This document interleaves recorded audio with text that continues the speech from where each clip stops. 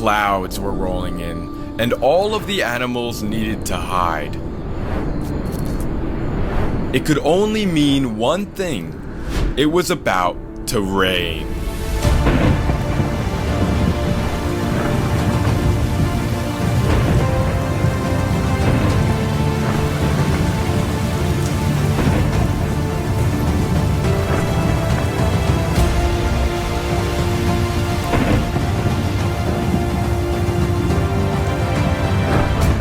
Many of the animals gathered after the storm for a drink.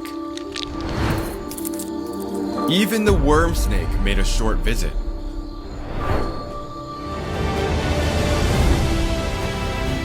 By day 80, flowers began to bloom.